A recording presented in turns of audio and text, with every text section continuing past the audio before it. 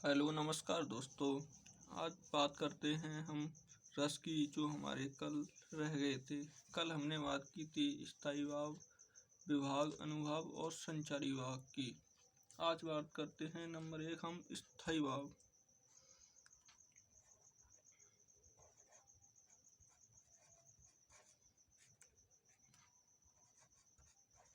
स्थायी भाव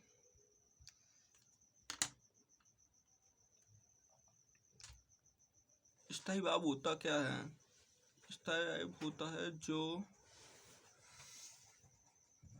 हमेशा बना रहे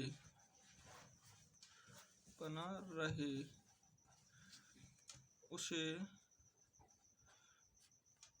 स्थायी भाव कहते हैं। जो हमेशा बना रहे उसे स्थायी भाव कहते हैं।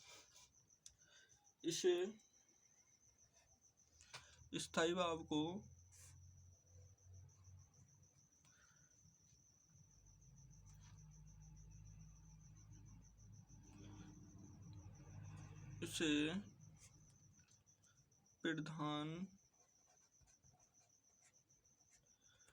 प्रधान नाम से भी जाना जाता है। इसका अन्य नाम है, इसे प्रधान नाम से भी जाना जाता है। आचार्य वामन द्वारा स्थायी भावों की रस की भी आत्मा कहा गया है। नंबर डाल के नोट स्टार बना के लिखेंगे। आचार्य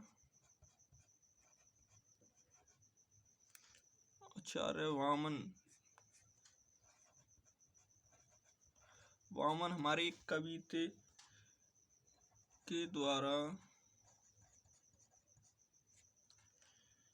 स्थायी भाव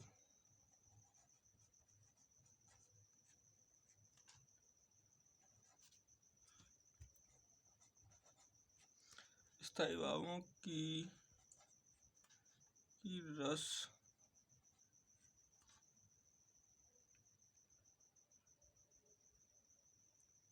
को आत्मा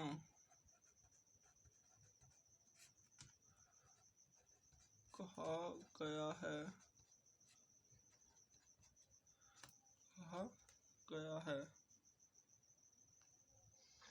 आप जानते हैं रस होते कितने हैं? रस की संख्या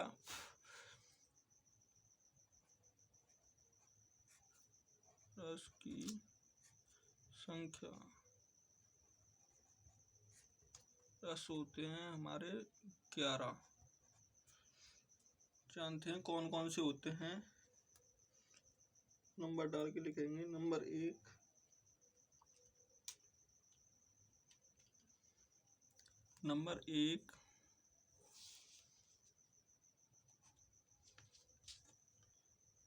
यहाँ पर लिख लेते हैं, एक तरफ डाल लेते हैं रस और यहाँ पर डाल लेते हैं भाव। रस या भाव। अब देखते हैं कौन कौन से होते हैं।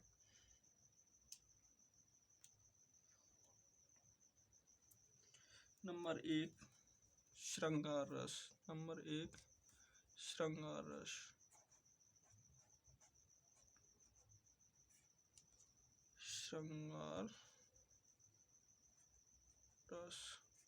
इसका स्थायी भाव क्या होता है? रति या हमें प्रेम भी लिखा मिल जाता है कहीं कहीं। रति या प्रेम। नंबर 2 इसके दो भाव और होते हैं। जो देखते हम क्या क्या होते हैं।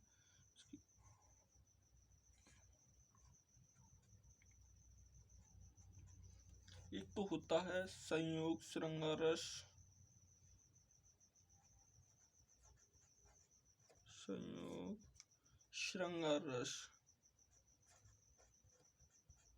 श्रृंगार रस। और नंबर 2 होता है वियोग। वियोग वियोग श्रृंगार रस।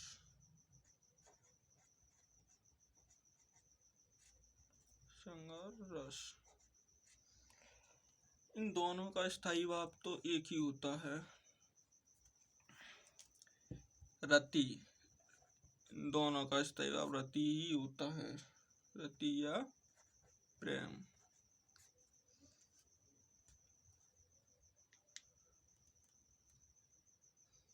इसे राजा भी कहा गया है और इसे रानी कहा गया है।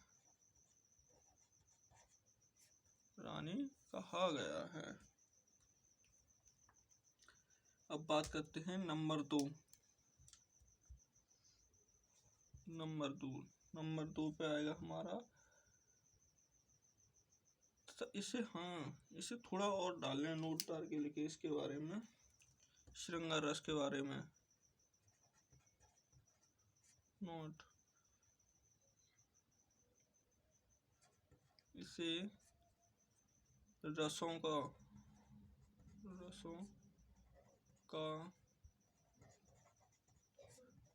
राजा भी कहा जाता है।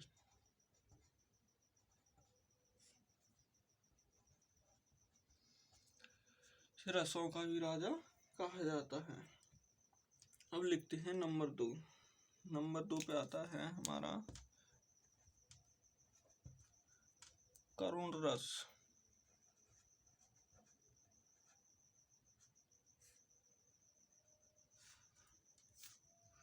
करुण रस। करुण रस का स्थायी भाव क्या होता है? शोक। करुण रस का स्थायी भाव होता है शोक।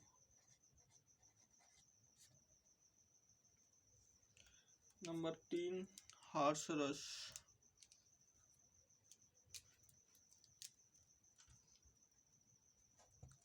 हास्य रस। हास्य रस, इसका स्थायी भाव होता है हार्श।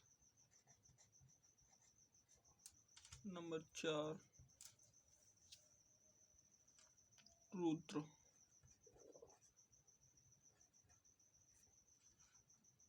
और इसका स्थायी भाव होता है क्रोध। क्रोध या गुस्सा, इसे हम शुद्ध भाषा में गुस्सा भी कह देते हैं। नंबर 5 वीर रस। वीर रस का स्थायी भाव होता है उत्साह।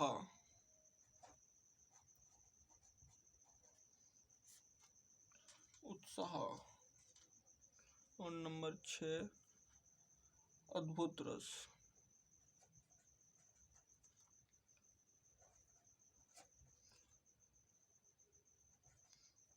अद्भुत, इसका स्थायी भाव होता है आचार्य।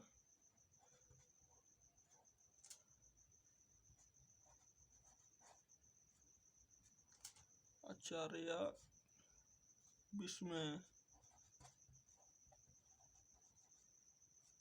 विस्मय, इसका स्थायी भाव होता है। नंबर 7। नंबर 7 पर होता है भयानक रस।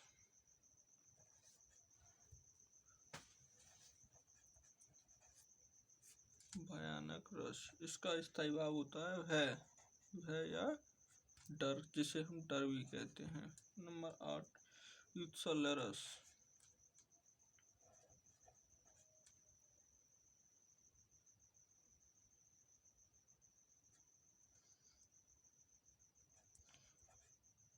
युत्सल्य रस, जिसका स्थायी भाव होता है गिलानी,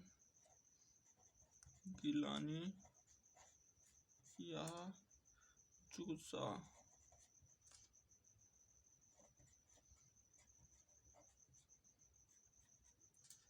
जिसे हम घृणा भी कहते हैं, घृणा।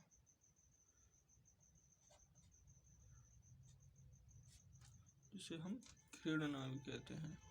और नंबर 9 पर बात करते हैं शांत रस। शांत रस का स्थायी भाव निर्वेद। और 10 पर बात करते हैं 10 वात्सल्य। वात्सल्य वात्सल्य रस, इसका स्थायी भाव होता है स्नेह या वात्सल्यता।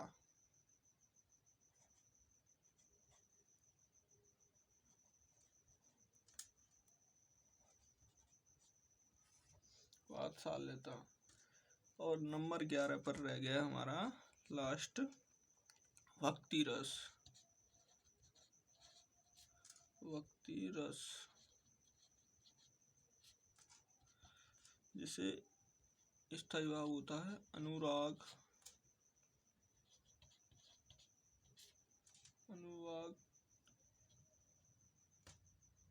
ठीक है, ये हमारे 11 रस हो गए। हमारे ये हो गए 11 रस। हम बात करते हैं इनमें से हमारे लिए कौन सा आवश्यक रस है। तो वह है हमारे लिए आवश्यक रस हार्स रस। हार्स रस यानी दूसरा वाला, ये आवश्यक है। जो हमारे लिए इम्पोर्टेंट है, एक करुण रस, रस और एक श्रृंगार रस। ये हमारे लिए 4 इम्पोर्टेंट रस हैं। तो इनके बारे में हम थोड़ा जानते हैं डिटेल में। देखिए, करुण रस है, श्रृंगार रस क्या है।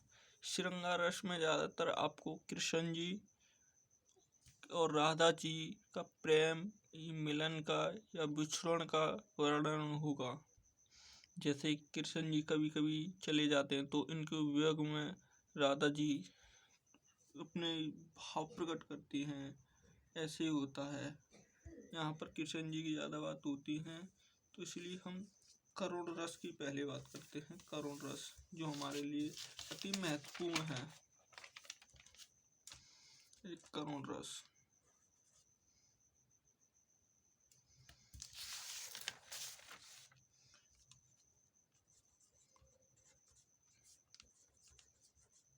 करुण रस, इसके बारे में थोड़ा डिटेल से जानते हैं।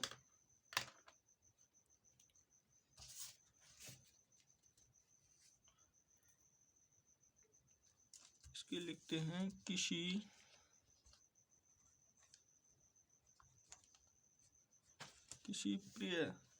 प्रिय माने हमारी बहुत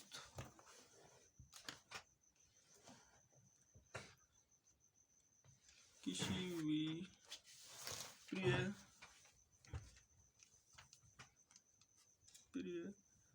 वस्तु व्यक्ति आदि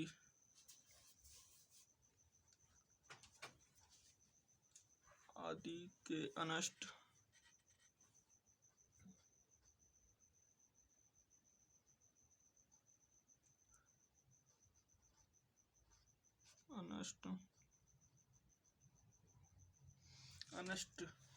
की आशंका यानी खत्म होने की आशंका।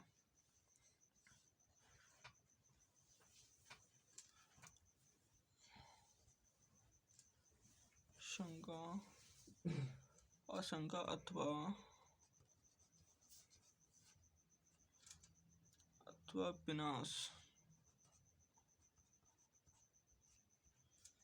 विनाश से उत्पन्न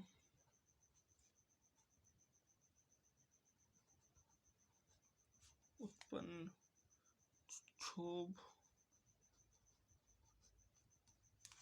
अथवा दुख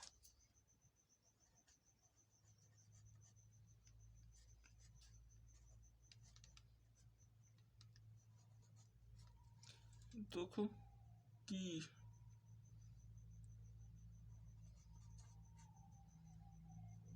संयुक्तात्मक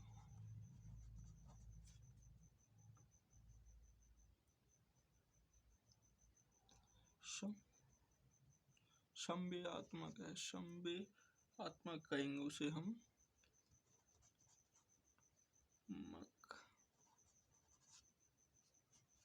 में आत्मक स्थिति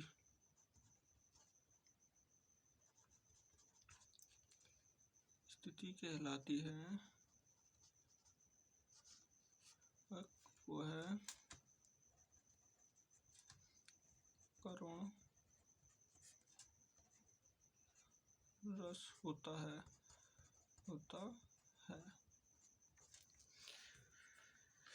इसका मतलब है किसी वस्तु हमारी जो बहुत प्रिय वस्तु है उसे खो जाने का या गुम हो जाने का जो दुख उत्पन्न होता है उसे करुण रस कहते हैं। जैसे मान लीजिए हमारा अति प्रिय हमारे लिए अभी फिलहाल फ़ोन है। अगर फ़ोन हमारा खो गया तो जो हमें करुण जो दुख उत्पन्न होगा उसे हम करुण रस के द्वारा उत्पन्न होते हैं। इसका स्थायी भाव तो पता ही होगा, इसका स्थायी भाव होता है शोक। स्थायी भाव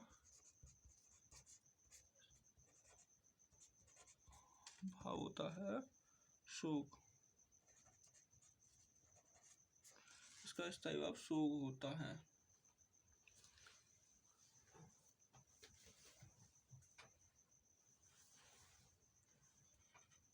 इससे दोस्तों आगे की बात करेंगे हम कल अगली वीडियो में। अगर वीडियो अच्छी लगे तो शेयर करना और चैनल को सब्सक्राइब जरूर करना।